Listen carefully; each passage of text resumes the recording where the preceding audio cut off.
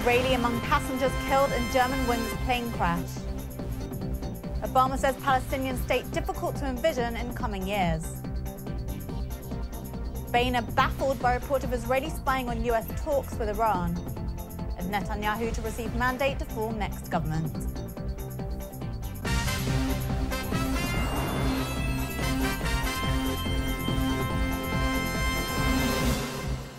Shalom and welcome to the Jerusalem Post News. The top stories for March 25th.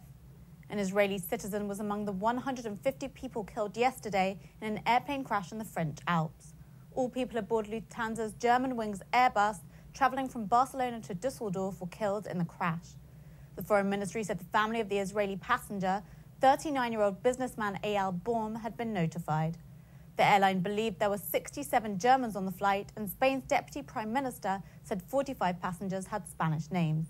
One Belgian was also aboard.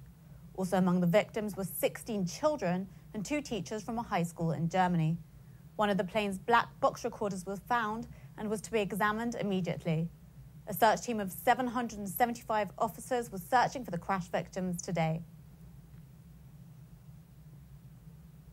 US President Barack Obama said yesterday that it's difficult to envision how a Palestinian state could be formed following Prime Minister Benjamin Netanyahu's pre-election comments that a Palestinian state would not be established on his watch, even after he later sought to walk back his comments.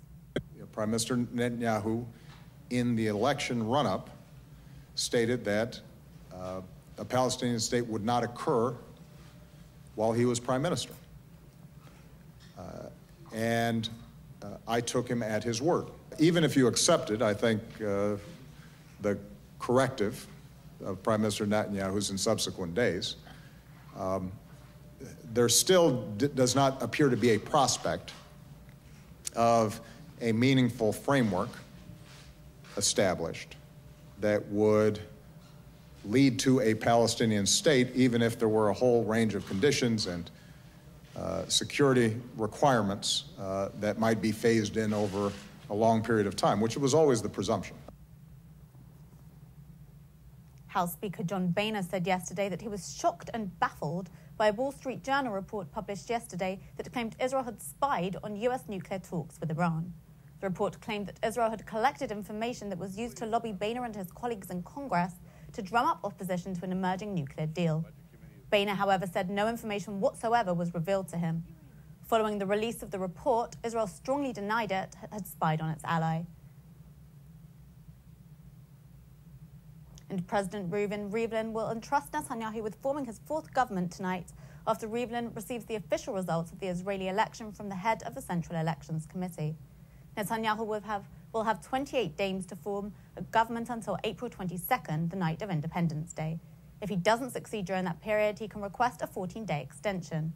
While formal coalition negotiations will begin tomorrow, there have already been talks between Likud and all of its expected coalition partners. Netanyahu met yesterday with Kulanu leader Moshe Kahlon and told him he would keep his promise to appoint him finance minister.